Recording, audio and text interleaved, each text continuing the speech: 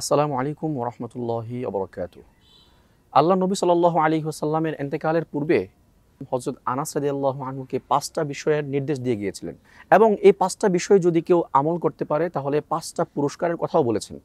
তো ইনশাআল্লাহ আজকের এই ভিডিওতে আল্লাহ নবী সাল্লাল্লাহু আলাইহি ওয়াসাল্লামের নির্দেশিত ৫টা বিষয় এবং তার পুরস্কার নিয়ে আলোচনা করব।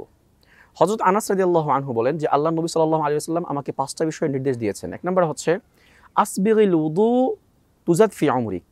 হে আনাস, তুমি উত্তম রূপে অজু করবে আর এতে করে তোমার বয়স বৃদ্ধি পাবে, হায়াত বৃদ্ধি পাবে।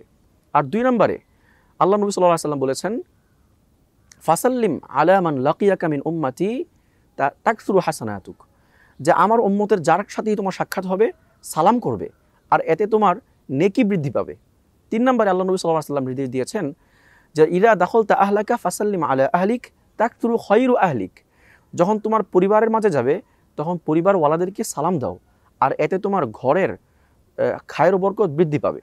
৪ নম্বরে আল্লাহ নবী সাল্লাল্লাহু আলাইহি ওয়াসাল্লাম নির্দেশ দিয়েছেন সল্লি সলাতাদ দুহা ফাইন্নাহা সলাতুল আওয়াবিন, তোমরা চাশতের নামাজ আদায় করো, কেননা চাশতের নামাজ হচ্ছে পূর্ববর্তী আল্লাহর ওলিদের নামাজ। আর ৫ নম্বরে নির্দেশ দিয়েছেন ইরহামিস সগীর ওয়াকিরিল কবির, হে আনাস তুমি ছোটদের প্রতি স্নেহশীল হও, বড়দের প্রতি শ্রদ্ধাশীল হও। তাকুন মিন রুফাকা ইয়াউমাল কিয়ামা, এটা করতে পারলে তুমি হবে কিয়ামতের দিন আমার জান্নাতের সঙ্গী। তো এই ৫টি বিষয় আমরা পেলাম, যে ৫টি আমল যদি আমরা করতে পারি তাহলে আমরা ৫টি উপকার লাভ করতে পারবো এবং আল্লাহর নবীর সাথে আমরা জান্নাতে থাকতে পারবো। আল্লাহ তাআলা আমাদের সকলকে আমল করার তৌফিক দান করুন।